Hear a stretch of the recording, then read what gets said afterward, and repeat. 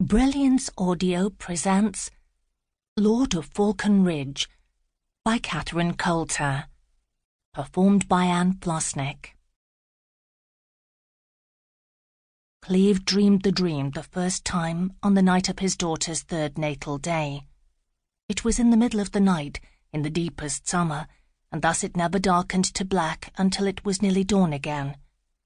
He was sleeping deeply, in that soft grey dark of the midnight summer, when the dream came. He stood on a high, narrow cliff, listening, sniffing the warm, wet air. Below him was a raging waterfall, roiling through slick boulders, only to narrow with the tightening of the banks before it shot out over a lower cliff, crashing far below, beyond where he could see. A light mist fell about him. It was suddenly so cold that he shivered. He pulled his warm woolen cloak closer. All around him were thick stands of trees and bright purple and yellow flowering plants that seemed to grow out of the rocks themselves. He followed the snaking path, making his way down through the narrow cut in the foliage. A pony awaited him at the bottom, black as night, with a white star on its forehead. Cleve knew the pony.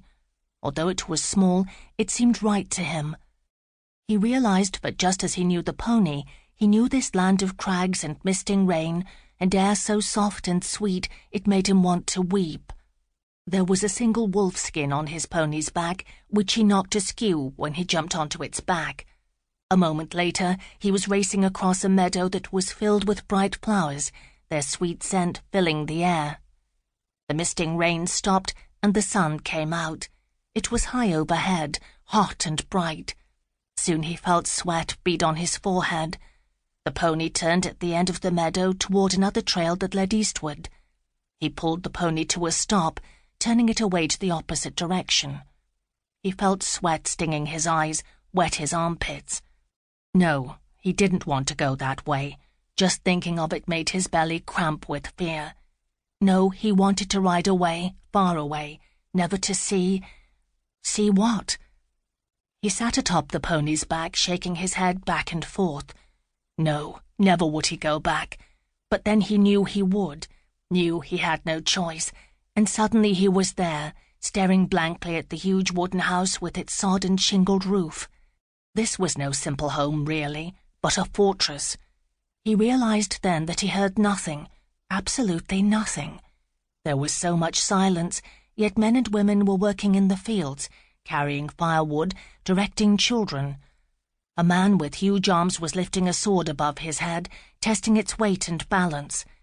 There was no laughter, no arguments, just a deathly silence that filled the air itself, and he knew that was the way it always was.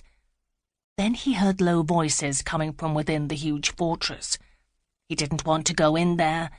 The voices became louder as the immense wooden door opened. Through air that was thick with smoke from the fire pit, he could see men sharpening their axes, polishing their helmets. He could see women weaving, sewing, and cooking. It all looked so normal, yet he wanted to run from this place, but he couldn't. Then he saw her standing there, her golden head bowed, so small she was, so defenseless, and he backed away, shaking his head, feeling a keening wail build up inside him. She'd spun, dyed, and woven his woolen cloak for him, and he clutched it to him, as if by doing so he could clutch her and save her. A part of him seemed to know the danger she was in. He also knew he was helpless to prevent what would happen.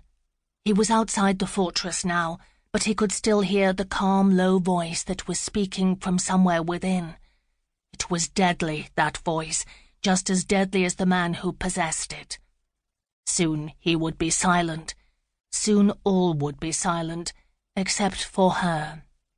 The low, deep voice murmured on until it was pierced by the woman's scream. That was all it took. Cleve knew what had happened. He ran as fast as he could, looking frantically for the pony, but the pony was no longer there. He heard a cry of pain, then another and another. The cries grew louder and louder, filling him with such unutterable emptiness that he saw nothing, became nothing. He gasped, jerking upright in his box bed. "Papa?"